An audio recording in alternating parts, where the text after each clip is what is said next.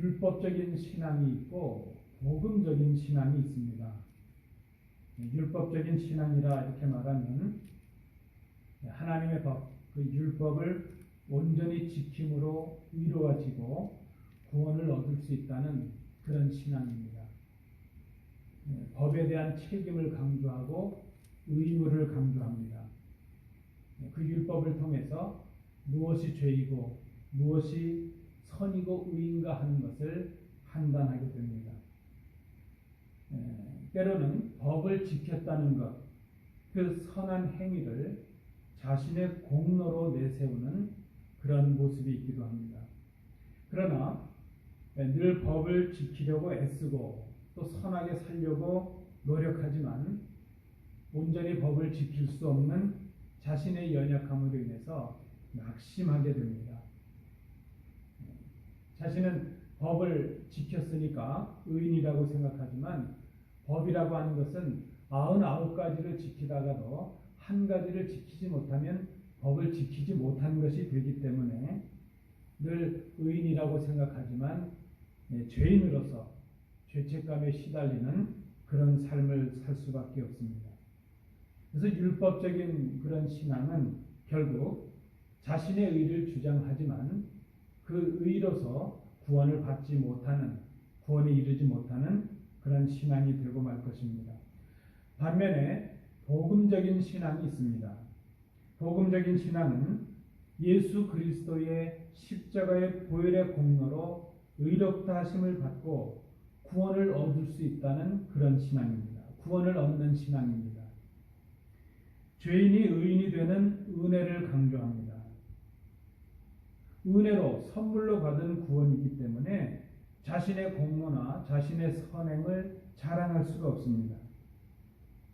하나님의 은혜 앞에서 늘 자신이 죄인임을 고백하며 살아가지만 오히려 하나님께로부터 의인이라는 칭함을 받고 그로 인해서 죄로부터 자유하는 그런 삶을 살게 됩니다. 결국은 하나님의 나라의 영광에 참여하는 그런 구원의 백성이 되게 됩니다. 이 율법적인 신앙과 복음적인 신앙에 큰 차이가 있다면 무엇일까? 그것은 사랑에 있고 없음에 있다 생각이 됩니다. 복음적인 신앙은 아들을 십자가에 죽게 하신 그 아버지, 그 하나님의 사랑에 근거하고 있습니다. 그 하나님의 사랑에서 시작이 됩니다. 그 아버지의 사랑에 순종해서 죄인된 인생들을 위해서 자신의 몸을 버리신 아들, 그 그리스도의 십자가 위에서 그 사랑은 절정을 이루게 됩니다. 아들을 내어주신 아버지의 사랑, 십자가에서 자신을 죽이신 그 아들의 사랑, 그 사랑의 빛, 그 부채 위에서 그 부채 위에 세워진 신앙이 바로 복음적인 신앙이라 말할 수 있습니다. 그래서 이 복음적인 신앙을 따르는 사람은 그리스도의 보혈을 자랑합니다. 내 공로, 내 선행이 아니고 하나님의 사랑이요 그리스도의 은혜입니다. 그래서 이 복음적 신앙의 처음과 끝은 온통 사랑이라 이렇게 말할 수 있을 것입니다. 그런 의미에서 그리스도인은 사랑에 빚을 진 사람이라 이렇게 정의할 수 있을 것입니다. 오늘 본문 8절도 이렇게 말씀합니다. 서로 사랑하는 것 외에는 아무에게도 빚을 지지 마십시오.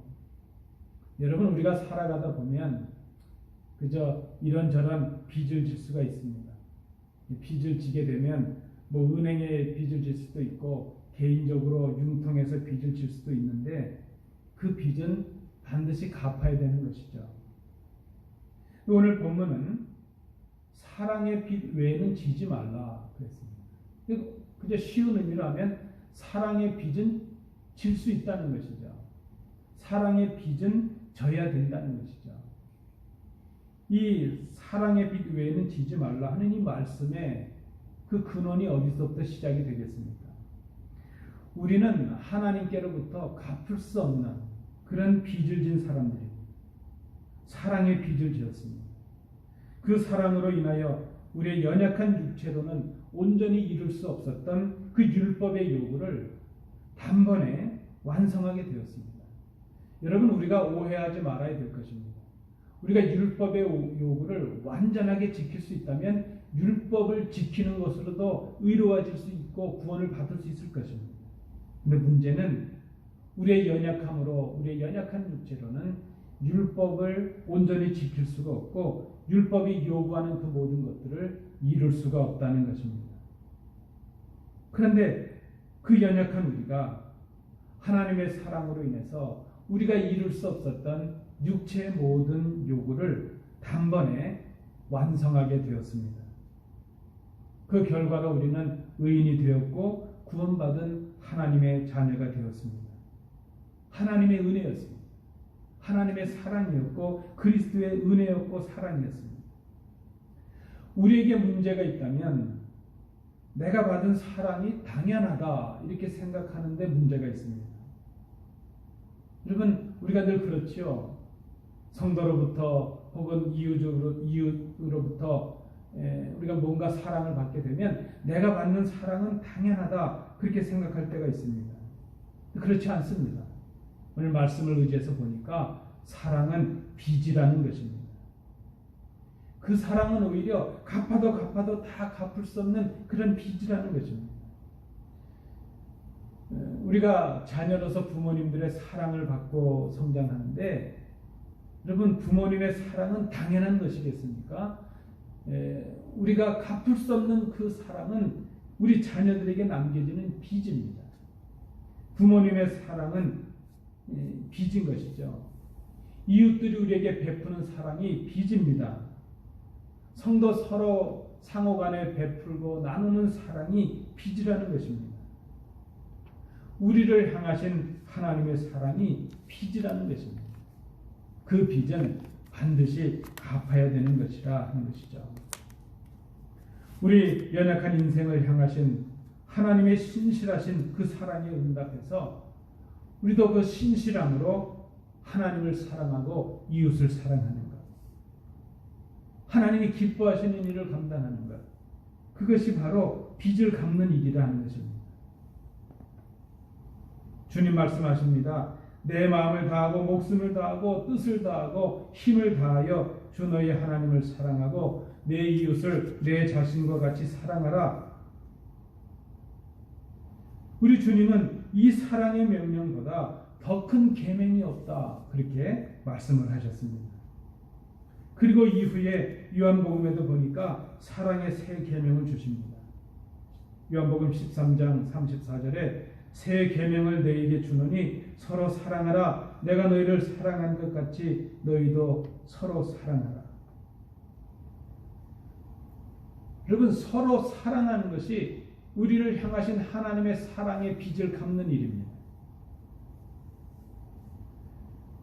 나 자신, 우리 자신의 의와 공로를 위해서 계명을 지키는 것이 아니라 하나님을 사랑하기 때문에 사랑의 응답으로 행하는 것입니다.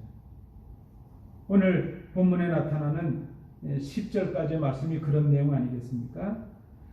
하나님을 사랑하면 하나님만을 경외하게 된다는 것입니다.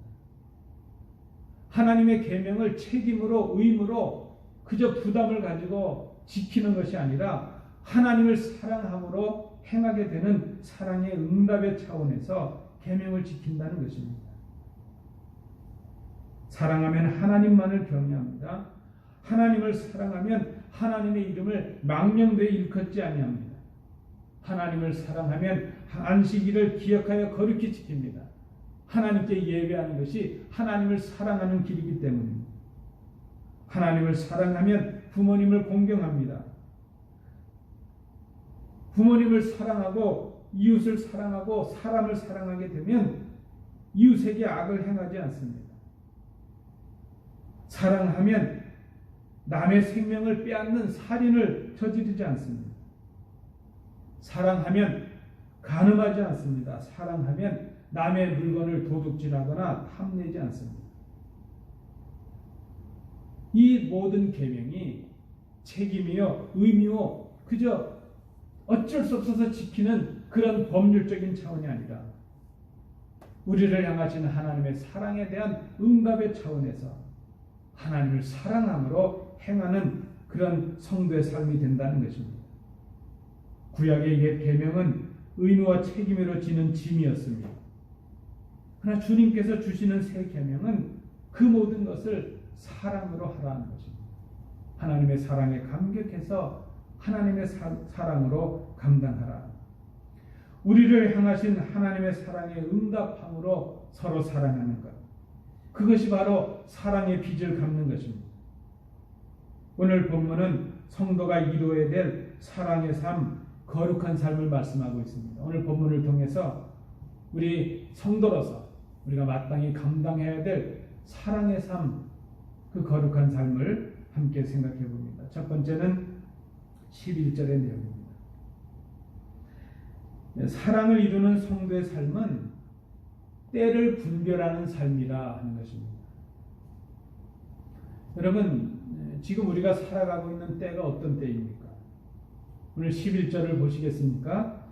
또한 너희가 이 시기를 알거니와 자다가 깰 때가 벌써 되었으니 이는 이제 우리의 구원이 처음 믿을 때보다 가까웠습니다. 12절 말씀에도 밤이 깊고 낮이 가까웠다 말씀을 합니다. 여러분, 한마디로 지금은 마지막이 가까운 때입니다. 오늘 12절에 말씀하는 이 밤이라고 하는 것은 영적인 무지와 하나님을 떠난 불신앙의 때를 말하는 것이죠. 그 밤이 지나가고 하나님의 광명한 나라, 하나님의 영광이 드러나는 낮이 가까웠다 하는 것입니다. 세례 요한도 우리 주님도 처음 그 사역을 시작할 때 일성이 무엇입니까? 회개하라, 천국이 가까웠습니다. 여러분, 주님 이후로 2000년의 시간이 지금 지나왔는데 지금 우리가 이 때를 어떻게 바라봐야 될 것인가? 밤이 지나가고 하나님의 나라의 낮이 가까운 때가 되었다. 주님의 심판과 구원의 때가 가까워지고 있다는 것입니다. 그저 이 땅의 삶이 영원한 것이 아니고 이 땅의 죄악이 영원한 것이 아니고 우리가 가지는 고난과 고통이 영원한 것이 아니고 이제 끝날 때가 왔다는 것입니다. 베드로전서 4장 7절 말씀에 만물이 마지막이 가까웠으니 그러므로 너희는 정신을 차리고 근신하여 기도하라. 여러분, 만물의 마지막이 가까웠다는 것입니다. 지금은 우리가 성도로서 영적인 게으름과 무지의 잠에서 깨어나야 될 때가 되었습니다. 이제는 우리의 믿음이 처음 시작할 때가 아니라 믿음의 성숙함을 이루어야 될 때가 왔다는 것입니다.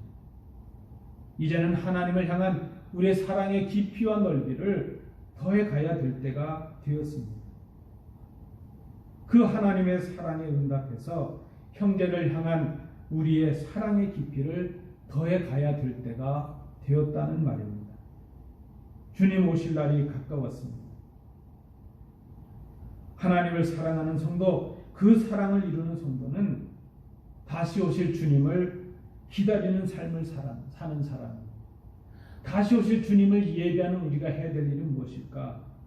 성숙한 믿음과 성숙한 사랑이 우리에게 필요합니다.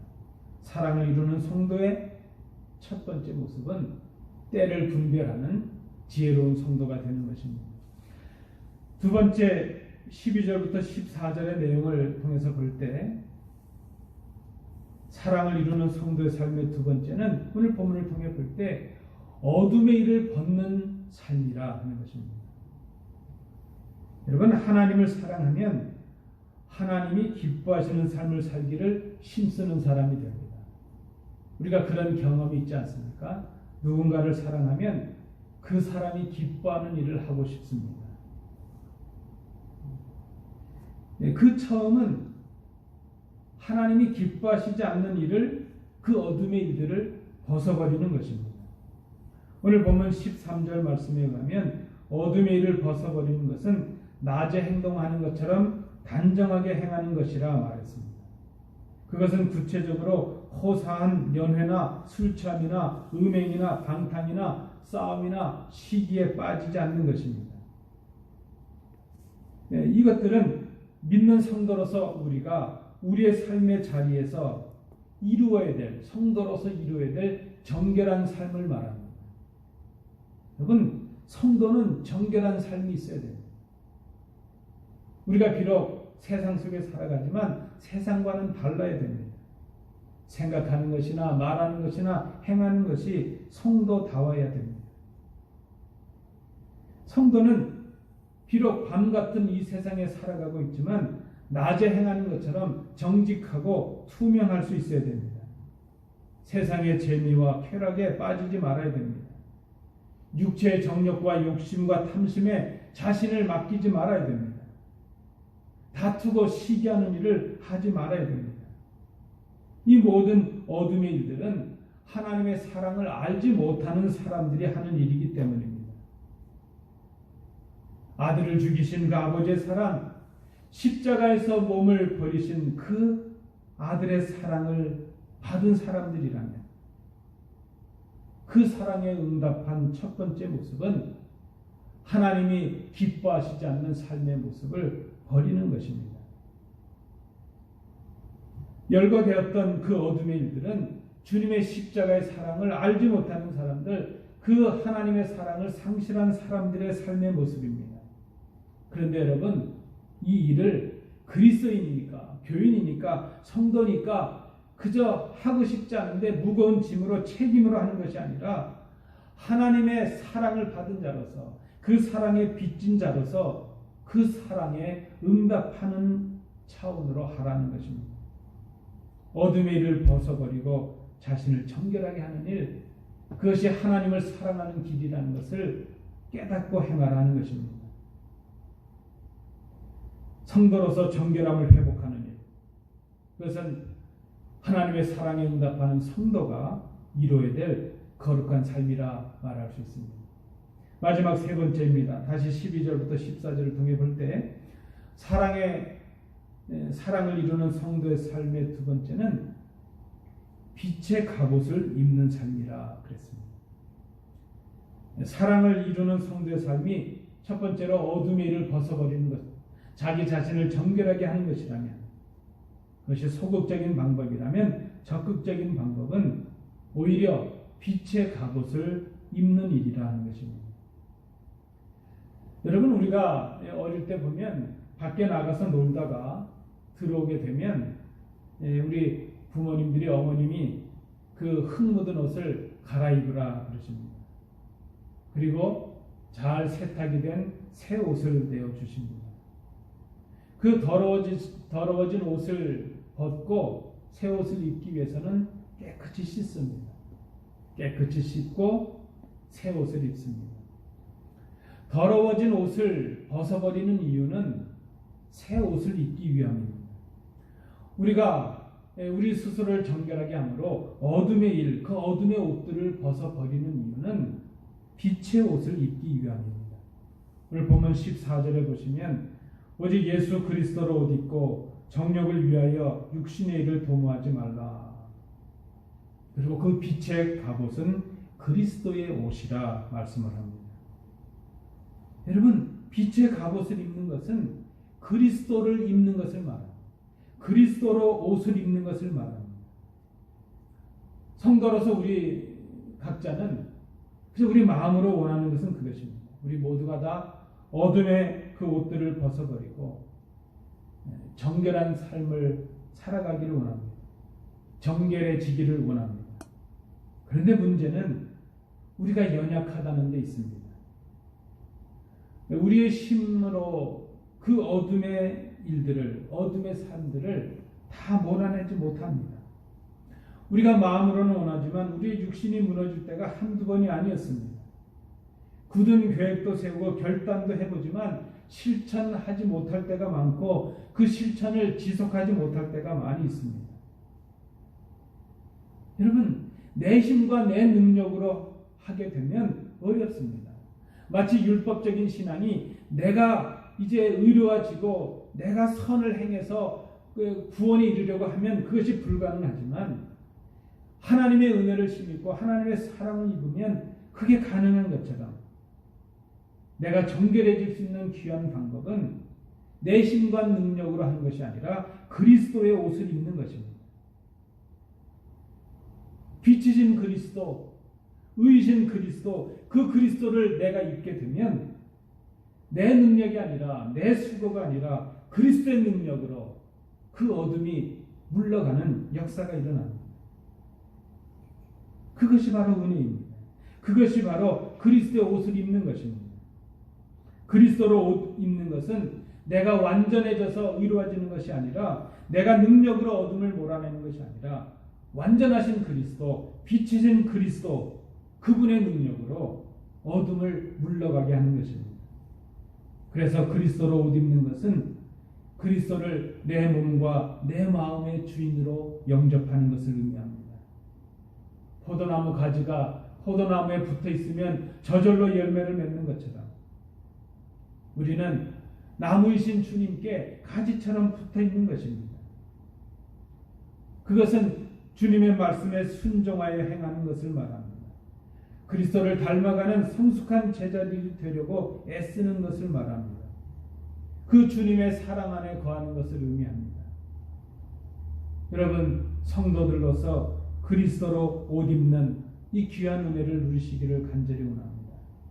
그리스도로 옷 입는 일, 그것은 그리스도의 사랑을 받은 우리가 그 사랑에 응답함으로 해야 될 성도의 거룩한 삶이라 하는 것입니다. 말씀을 맺습니다. 우리는 모두가 다 사랑에 빚진 사람들입니다. 사랑은 빚입니다. 갚아야 되는 것입니다. 우리가 받은 하나님의 사랑은 갚아도 갚을 길이 없습니다. 그 사랑의 빚을 갚는 일은 주님 오실 때까지 하나님을 사랑하는 일이요, 형제들을, 이웃들을 사랑하는 일입니다. 사랑함으로 성숙한 성도의 삶을 이루는 일입니다. 하나님의 사랑에 감격하여 그 사랑을 형제들에게 행하는 일입니다. 그 일이 바로 하나님의 사랑을 받은 성도, 거룩한 무리, 거룩한 백성이 해야 될 거룩한 삶이라는 것입니다. 여러분, 지금은 우리가 더욱더 하나님을 사랑해야 될 때입니다. 지금 우리가 더 서로를 사랑해야 될 때입니다. 지금은 어둠의 일을 벗고 정결해져야 될 때입니다. 지금은 그리스도로 옷 입고 그리스도의 능력으로 그 사랑 안에 거해야 될 때입니다. 이 삶이 바로 사랑을 이루는 거룩한 성도의 삶이라 생각을 합니다. 이 말씀 가운데 이제 우리에게 주시는 주님의 음성을 들으시므로 사랑을 이루는 거룩한 성도의 삶을 이루시는 복된 성도들 되시기 바랍니다. 기도하겠습니다. 은혜로우신 아버지 하나님, 오늘 우리에게 주신 말씀을 생각합니다. 이루 말할 수 없는 큰 사랑을 받았습니다. 그 사랑에 감격하는 저희들이 되게 하여 주옵시고, 그 사랑에 응답하여 사랑을 이루는 성도의 삶을 살아가는 저희들이 되도록 인도하여 주옵소서. 은혜를 감사드리며 예수님 이름으로 기도하옵나이다. 아멘.